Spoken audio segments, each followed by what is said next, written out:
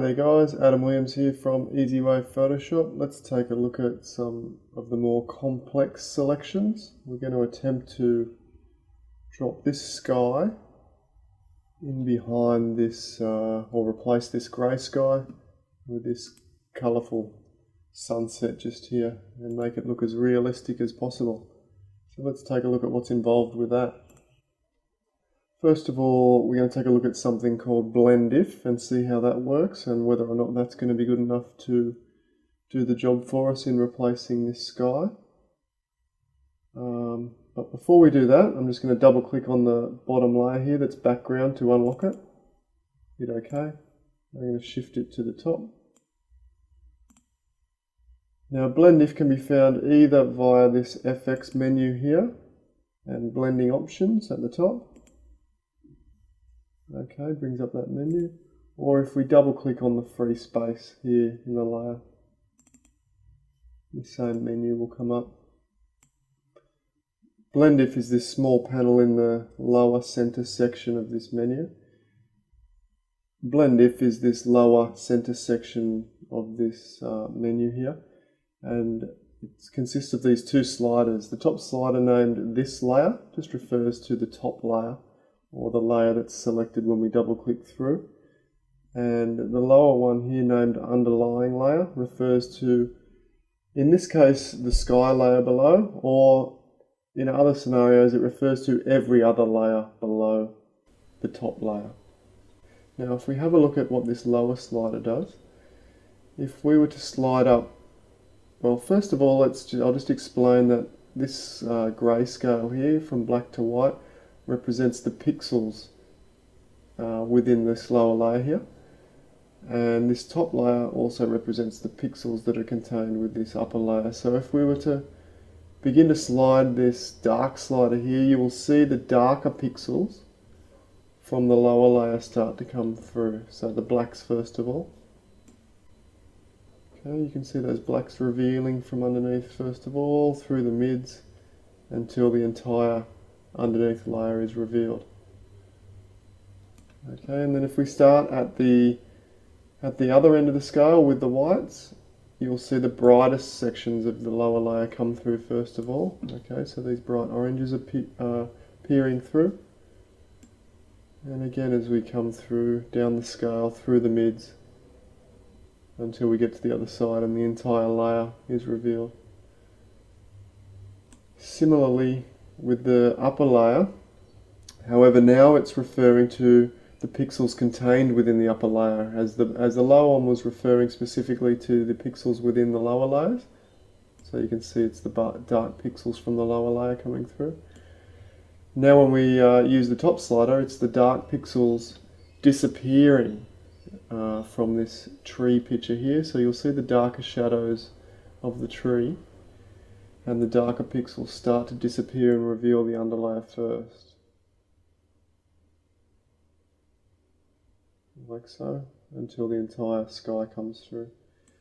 Now for this example, if we use this light slider, you're going to see it start to reveal the lighter pixels, or delete the lighter pixels first of all, which is going to be the majority of this sky.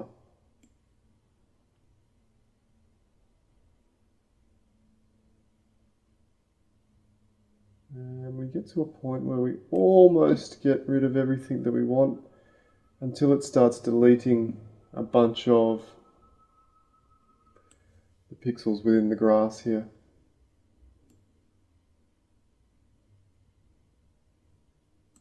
If we zoom in,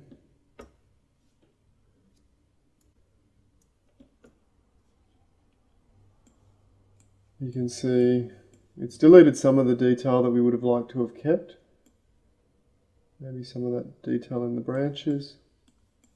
By doing that, then we bring back some of this blue down here, which we don't really want either. So it's doing a reasonable job, and there will be scenarios when this will be more than enough. But in this case, it's not going to quite succeed. So we're going to cancel out of that, and we may use a little bit of that later on. Let me just open up another file. I'll show you a quick Okay, so we've got this file here opened up, and I'm just going to show you a practical example of where BlendIff may come in handy. So if we would like to darken down some of these bright areas in the sky on this sunset image here, maybe even this panel through the bottom here, we would possibly just use a curve and darken down by pulling on that curve. I'm just going to invert that layer to hide it and brush it back in roughly where we want it. So I'm just going to use a fairly aggressive brush here.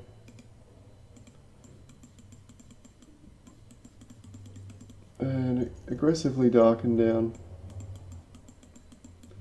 some of these bright points in the sky. Just roughly. And then show you what BlendIff is capable of. So if we now double click in this free space here to bring up the menu, BlendIff menu. And in this case, we're going to use the underlying layer because we want to remove the curve layer from above. So we want to remove it from the darker sections of the underlying layer. For example, the clouds here and possibly the trees where we've roughly painted. So if we bring that up, you'll see it start to remove from the darker areas, and it's quite clunky and rough, but we'll sort that out in a minute. I generally take it to just before the edge of the dark clouds, something like that. And then if we hold Alt or Option down on a Mac, we can split off this little triangle slider here and graduate the effect. Give it a nice large graduation like that. Something like that will give you a nice smooth gradient. You usually need to split these off at least that kind of distance, a fair way apart, or you'll start getting some fairly funky effects going on. Hit OK, and if we just turn that on and off, you'll see it's dramatically lightened, dramatically darkened, the lighter areas, but for the most part left alone the surrounding dark clouds. Okay, so a pretty simple example of what BlendIff is capable of. So let's just switch back to our image here, and we're going to take a look at another selection process called Select Color Range. And Select Color Range will be found up in the Select menu up the top here. Come down, Select Color Range, and we get this menu here. First of all, you want to set, generally I like to start with the selection preview on None, and we can use possibly the grayscale later on, but start on None, and maybe start with the fuzziness down at about 30. Now what the fuzziness does is at 0, if we have a look, and you can see when I click it begins to make these selections here. But at 0, when I click, it's looking for the pixel that I click on and any other pixel that is exactly the same. However, if we start to raise the fuzziness, if you keep your eye on this little black box here, if we start to raise the fuzziness, then its range becomes much broader. So it's no longer looking for pixels that are exactly the same. At around 50, it's looking for pixels that are similar. And as we come up towards the other end, it's hardly even looking for things that are similar now. It's just looking for things that are remotely similar, just slightly similar. You can see it's almost selecting quite a majority of the pixels there when we click. But you can see the mask preview here, quite handy. For this case, we're going to drop the fuzziness down quite low, and just to reset the mask building process, just click an area of the sky to make sure that with the fuzziness quite low we haven't selected anything that we don't want, and then click on the plus symbol here. And what's going to happen is it's going to continually build the mask. So if we click down through this range, you'll see the mask get bigger. We can even click and drag. So click once and drag through the sky like so.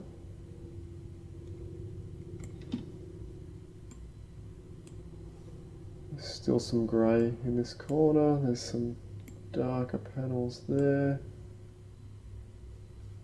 And if we switch over to grayscale, at this point it'll give you a much better idea, and we can click through there.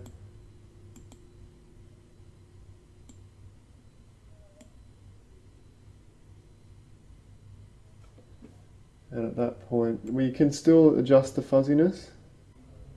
You know, maybe even 0 for this scenario might work well. Hit OK.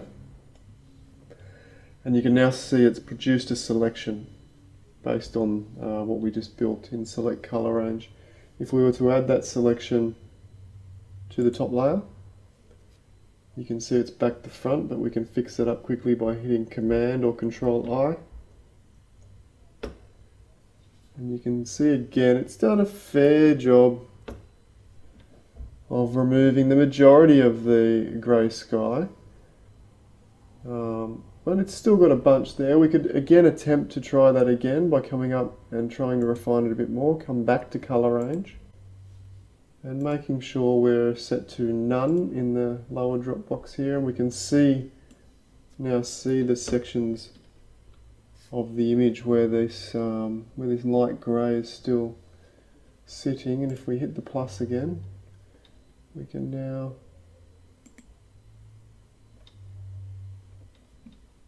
bounce around, maybe raise the fuzziness a little, and attempt to zoom in a touch possibly. It all looks fairly similar tone. Again with the plus selected. Raise the fuzziness up. There was some up here. We'll try and get right on one of those pixels there. And then hit OK.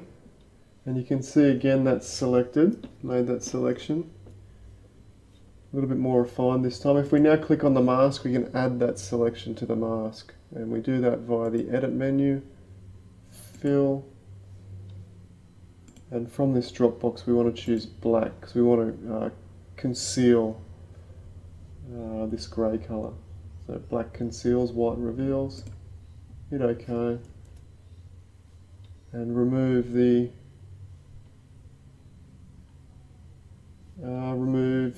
marching ants, and you can see it's done a really pretty awesome job actually.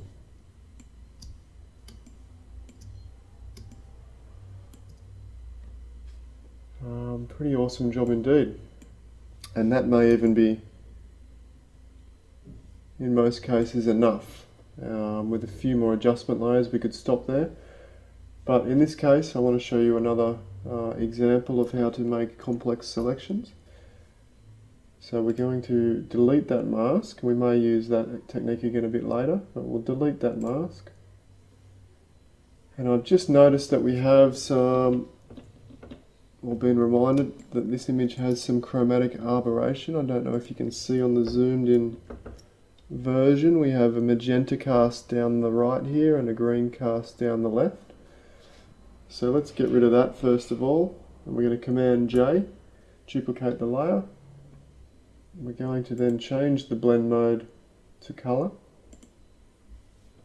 and blur the layer with a Gaussian blur. Sorry, a bit quick. Filter, blur, Gaussian blur. And you can see mine was set to 2.8, which wasn't quite enough. I can still just see it. You may not be able to see it on your screen. I can just see it. Push it up to 4, looks good. Click OK.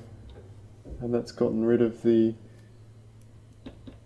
chromatic aberration. And then if we go and right click on this top layer and select Merge Down, I believe it's also in the layer menu. It is layer merge down, or it looks like also Command E or Control E will do the same thing as a shortcut.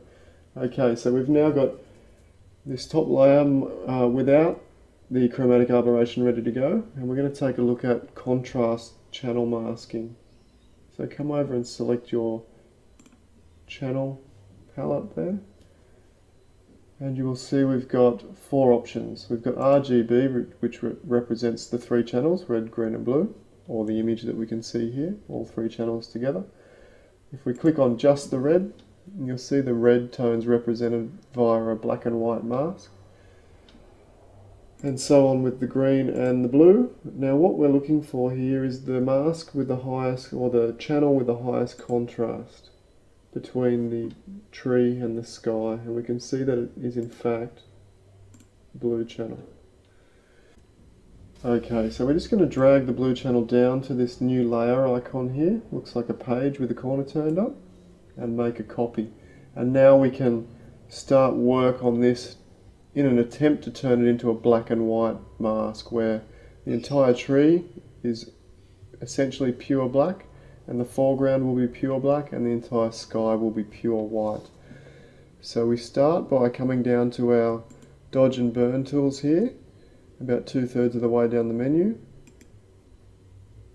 And if we right click on this little pin looking icon, we can see that there's a little fist called the burn tool. Click on that, and then in the range here we want to select shadows. And now within our exposure we want to select about 30 to 40%. And then just dot around, make one pass and dot around some of these finer details in the tree here. And we want to, what we're looking for is these fine twig features within the tree are turning a little bit more to the black range rather than the white range to start with, but we don't want to do it too much in one go. Just maybe 1 or 2 clicks on each of those finer details. Just maybe 1 or 2 clicks. And then in this foreground we can make the brush a little bit smaller. There's some detail back here that we're going to try and push into the whites and remove that, but this big hill here we're going to keep that, so we can just a couple of clicks there, being careful not to go too much into the white sky and turn that too dark. Something like that. Zoom back out and slowly just push that foreground up from the bottom up. Again, trying not to turn any of this hill here that we want to push away into the whites too dark. So something like that, just nice and easy to begin with, not too much, not too aggressive. And then select the dodge tool, which we're going to use to work on the whites. Come up and select highlights, and again 30 to 40%. And we're going to do something similar, just slowly push these greys back into the white range. Okay, so just slowly, that's probably enough for now, just slowly. Same through here. We can zoom back out, bigger brush. And just maybe 1 or 2 goes through there, and then we're going to switch back to the burn tool and bigger brush and do something similar again. Just dot around the edges of that fine detail. Okay, and then again back to the dodge tool and dot around, dab that around. You can zoom in. We just want to push, we'll keep an eye on the edge of those trees that we don't send them. There's a section there which could easily go the wrong way. If you can see these lighter grey, we'll come back and burn them. Same, the centre of this tree could easily go the wrong way, so we just get in there, small brush, attempt to push that over into the grey side, or the black side. Look at that, perfect. Same down here, bring that back onto the blacks rather than the whites, and same with this little section here, back into the blacks. If you're going to do this kind of selection, you kind of need to know that and commit to it and spend the time. It's not going to be the sort of thing you're going to do all the time and replacing skies, and this example is more about learning about the selection techniques rather than really doing these complex sky selections. But you will find a time where you may need to do a complex selection like this and just spend the time to get it right. And once you get that right, we can use it to do all sorts of adjustments within the image. Okay, again, back to the dodge tool and the highlights.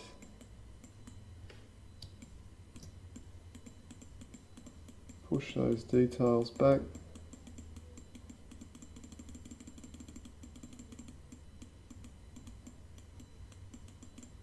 Again, a little at a time, a few clicks in there, there's a little section there, and back to the burn tool. This is a little tough little section here.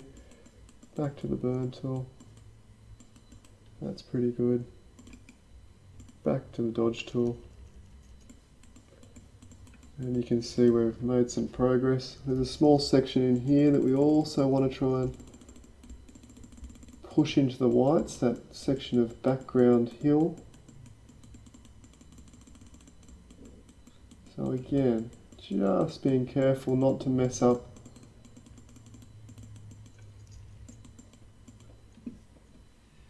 too much of our tree detail. You can see that we've done a pretty fair job there.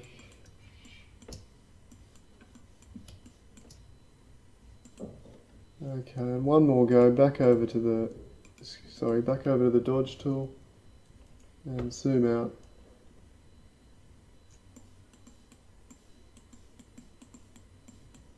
And once you've locked the detail down all the way over to the blacks, it's almost impossible to affect it with the dodge tool, and vice versa. Once it's in the whites, it's almost impossible to affect it with the burn tool.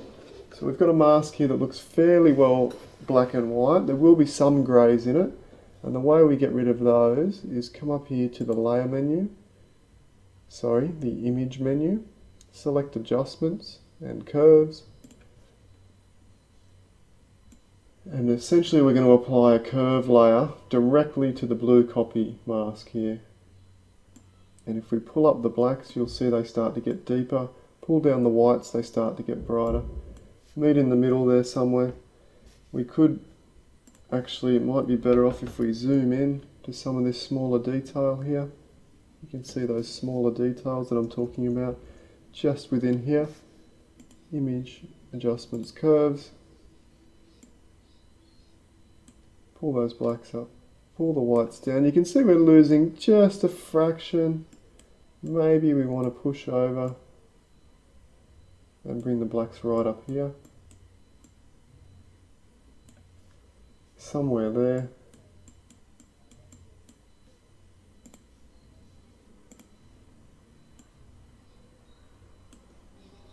And hit OK. And we've got a fairly... Oh, you can see that we've dragged in from the edge here. That's fine. Just come up, select the brush,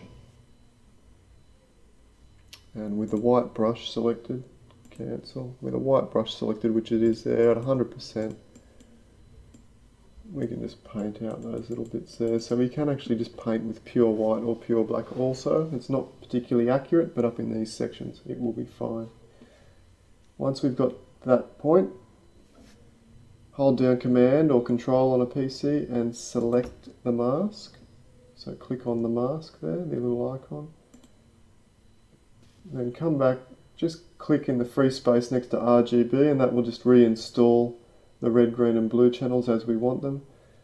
And then back over to our layers panel, and you'll see that we have the marching ants sitting through here. And all we need to do is add a mask, which is this little rectangle with a circle in it, the square donut. Click on that. And in this case it's back to front, so Command I or Control I to flip it. And again you can see it's done a pretty great job of maintaining all these little twig details, here. They're all fairly well retained. We haven't lost many at all. We've still got a little bit of sort of hazy blue floating around, and that's what we're going to try and get rid of next. Okay, just a little bit, but all in all, a pretty great job. You could argue that the select color range did just as good a job, and I would agree, but then we wouldn't have learnt how to do the next technique. So you can use whichever works better. In some scenarios, select color range won't work as well as what the channel contrast selection will. In this case, they seem to work much the same. Now we have the problem of removing this light bluish grey halo. And there's a little trick to doing that. So to begin with, Command J twice, and just name the lower two layers. Multiply.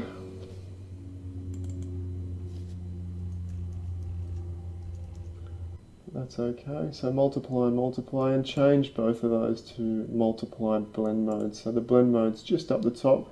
Normally says normal, just next to the opacity. Change both of those lower layers to multiply.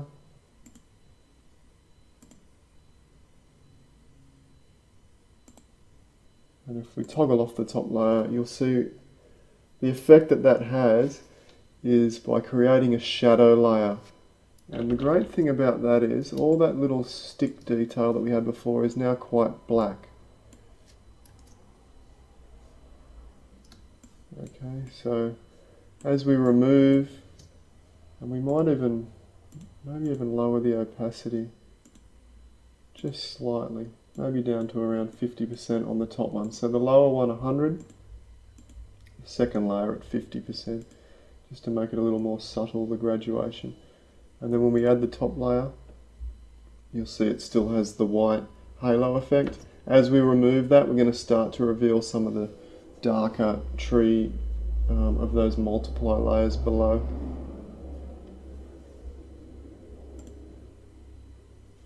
Okay, so the first technique we might try is by right-clicking on the top mask itself and select Refine Mask. We can also find that in the Select menu, select Refine Mask. And we're going to zoom in a little and see if we can't feather the mask or remove some of the light layers here, or possibly even give the Smart Radius a shot. So let's try that first. Okay, in this case Smart Radius has done I guess you could say a reasonable job on the outside of the tree, but within the center it's actually put the grey sky back in, so that's no good. We could try the radius brush, which is this tool here, and you can just use that by painting around the edge and maybe painting in the center, but again it's doing a fairly crappy job of what we're attempting to do. So I'm actually going to cancel back out of there and just come back in, Refine Mask. The feather tool essentially just feathers off the mask. So at the moment the mask is really sharp and crisp, and if we feather that, you can see it starts to add a kind of a gradient, which in a lot of cases this will work perfectly well if you're just replacing similar skies, one grey sky with another grey sky, or one blue sky with another blue sky. Or for example, I quite often will change a long exposure sky for a short exposure sky, or vice versa. This will work for all of those scenarios. Just feather the mask and allow some of the detail to return. But in this case it's probably not going to work that well. Contrast does the opposite and will have next to zero effect on this mask, because the mask is essentially black and white already. So if your mask contains some greys, like a feather, okay, so we've now introduced a bit of feathering grey through here, some grey to the mask. Now the contrast will work, trying to reduce that back to a pure black and white mask, but in this case contrast isn't going to help us much at all. Shift edge may help, and essentially it's just going to do that, shift the edge of the mask back in a few pixels, or in this case %, and you can see it trying quite hard but it's not really having that much of an effect. If we maybe feather and then shift edge, possibly.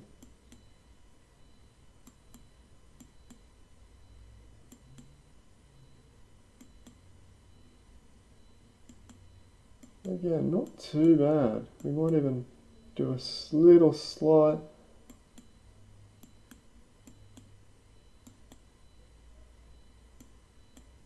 combination of the two, a little tiny bit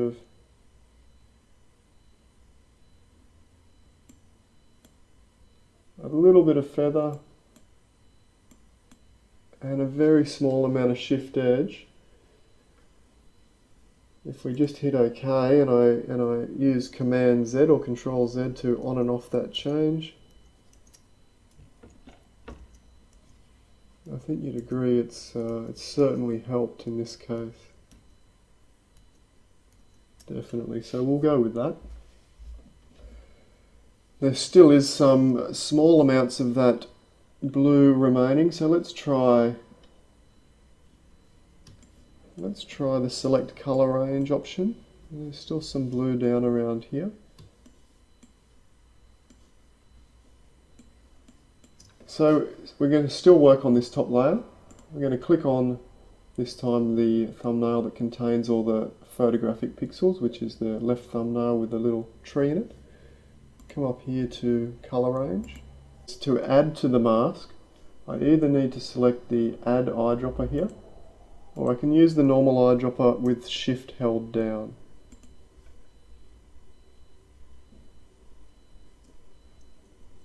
I can hit spacebar and grab and move around the image, let go of shift and hit spacebar, and come up to another area, hold shift down again, and continue to build these sample points of this grey that we want to try and remove. Or easier, just grab the plus icon like so.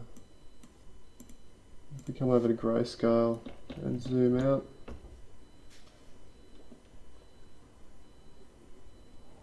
I think that's doing a pretty fair job. You can see some dots down in here, but we will fix those up within the mask in a second. So let's hit OK. Again, we see the marching ants. Click on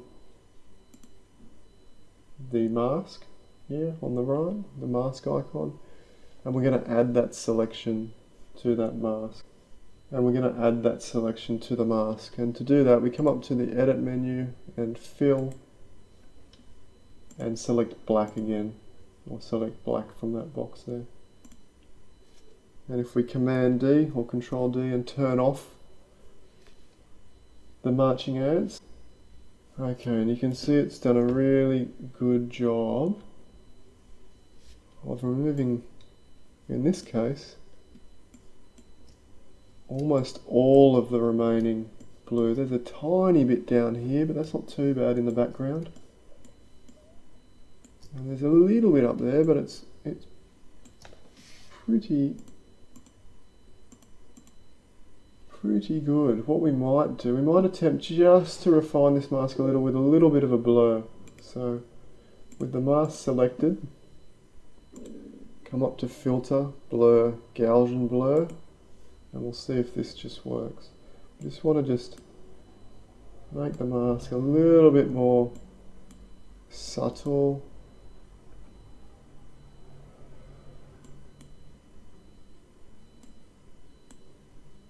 Somewhere around there. We're introducing a little bit of that blue back, but that's possibly going to be okay. Let's see. That's quite good. Let's just take a look at the mask. You'll see down in the foreground we have little black pixels floating around from the last select color range that we did. That's not ideal, so with B for brush and X to switch to black. Sorry, we want to be painting in white, so X back to white. And with a fairly hard brush, around 70% will do, because I don't want to bleed into the sky. Just clean up that mask a little bit, because we don't want any of those really bright orange pixels coming through into the foreground.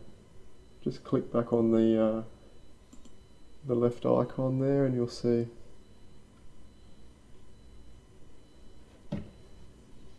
we are back to the main picture. These areas down here where we have some blue, we might try a couple of techniques. First of all, we can try and desaturate them.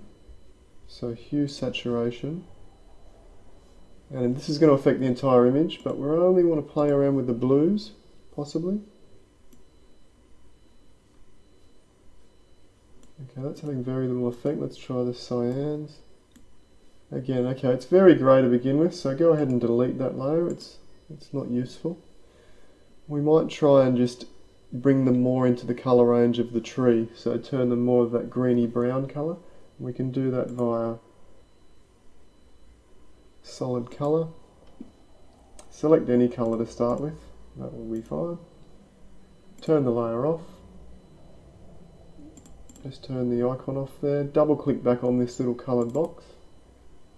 And when we drag away from the menu palette there, we get a little icon. And we can choose the colour of the tree. Maybe this darker green or brown will do. If we hit OK. And then what we're going to do is right click and create a clipping mask. First of all, okay, and you can see that's turned the entire tree green. Maybe even soft light might be better. Okay, that's done a pretty good job of camouflaging in that area into more of the background colour. However, it's affecting the entire foreground. Now I quite like it throughout those, coincidentally I quite like it throughout those, the foliage of the tree is not too bad also, so we'll leave it at that. It really starts to darken the tree down into the range that we want. But the foreground, maybe not so much, so we can just use a black brush around about the 30% range. It doesn't have to be perfect. And just take a little bit out of that foreground like so.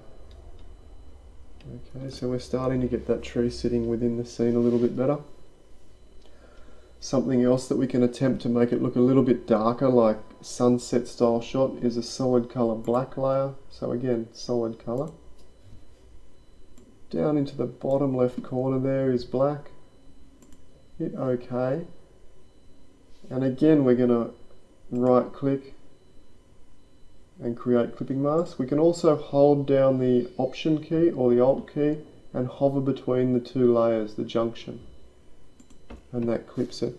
And what the clipping layer does is it clips to the layer below, but in this case, because it's clipping to the layer below, which is then clipped to the layer below that, it cascades down and is essentially clipping everything to this layer here. Okay, it tends to cascade down. So this layer is clipped to the foreground, and so is solid black. Now this time we're just going to leave it at normal and lower the opacity. And you'll see if we toggle on and off, it just gives it that feel of almost sunset a little bit, that kind of dark feel, silhouetted feel that you would get at sunset. So I'm down around 20, I'm going to keep it up around 35% there. Okay, perfect, I quite like that. We could potentially come over to this mask with a small soft black brush. And we're going to lower the opacity and flow down around 2020. And we can zoom in a little, and maybe we could just bring in or bring back some of those highlights in the tree, just some of the, you know, around the tops of the trees here. Maybe here's a bit much, so back over to the white brush. Something like that. Maybe we've blocked out, it's a bit too dark in there, so again,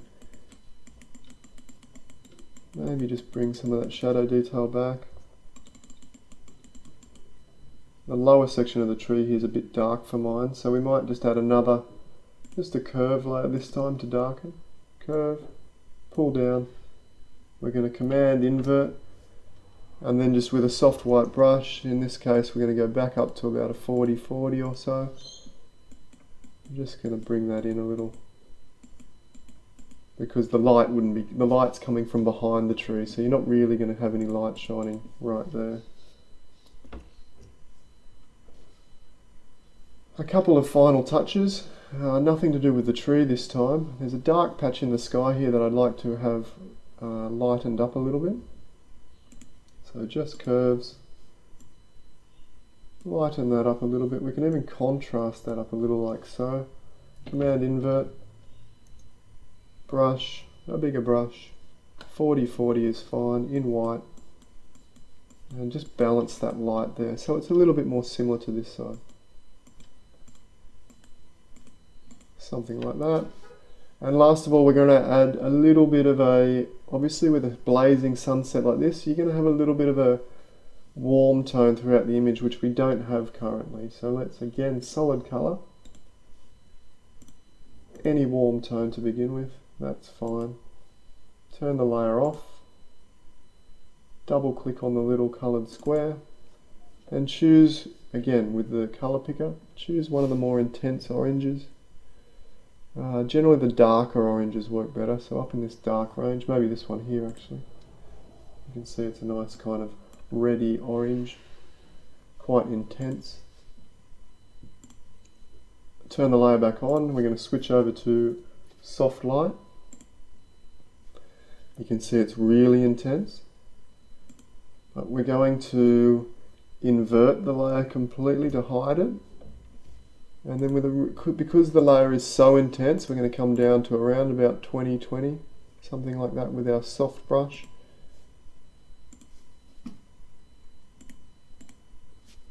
Make sure that white, we're painting with white, and we're just going to slowly add a little bit of that colour wash, just a tiny hint of the colour wash.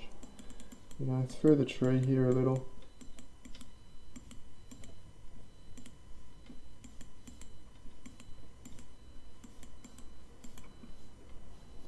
A little bit. So we're just trying to convince the viewers, and I've done a little bit too much up there, so back to the black brush. I'm just trying to convince whoever's viewing the image that in fact this scene was the actual scene on the day. The tree itself has gotten a little bit too dark, so we can find out, yeah, maybe the black layer here, come back down to this black layer. And maybe we can just use a black brush and just wash a little bit more out of that middle section.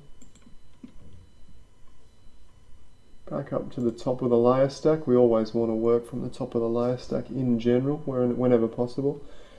And one last thing, we're going to try and make an attempt to add a bit more light to the top of this grass, like the sun's poking through the trees and just skimming through. Let's see if we can manage that. Come to curves.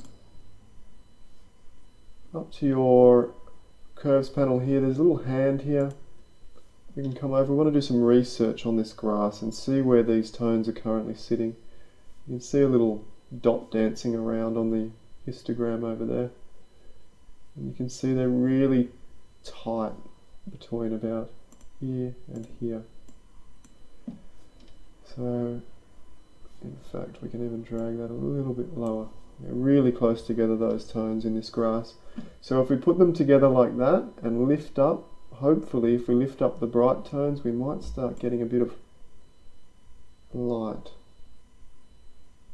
Okay, we're getting the effect, but we're also getting a lot of saturation. So what we're going to do is change the blend mode over to luminosity.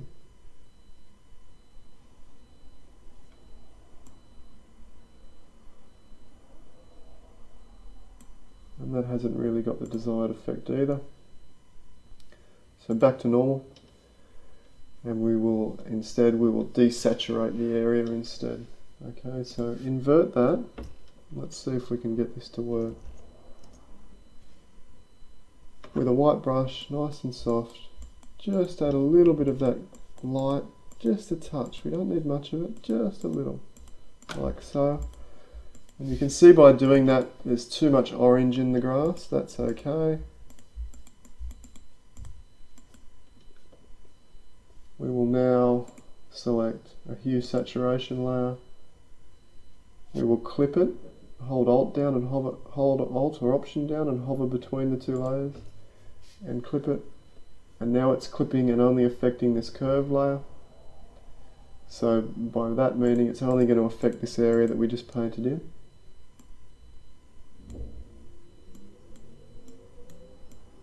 And you can lower the saturation down. We can then drop down to this curve layer and paint a little bit more in, as you can see. Getting the grass to stand up a little bit. Okay, so those two layers have taken the grass from reasonably flat and just given it a little bit of a pop, just so that we can see. We're trying to give it that effect the light is spilling through. Again, the tree, I'm not quite happy, it's not quite right. We might just give that a little bit of curve adjustment as well. Oh, and it's because I've started from the middle of the stack, it's created a clipping layer. So back up to the top, select curves. I just want to brighten. I'm just looking at the tree specifically. Something like that. Command invert, and we're just going to paint. Maybe raise the opacity up around 30. And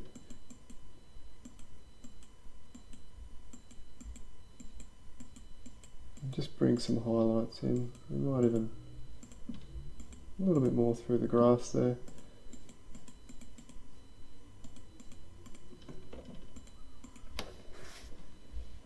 And you can now see potentially we might even one more desat. There's a bit too much pink in there. Hue saturation, desaturate. We'll go a little overboard. Command invert it, and with a soft brush, just take a hint of that out. A little bit too much, so back to the, put a little bit back in with the black. Something like that.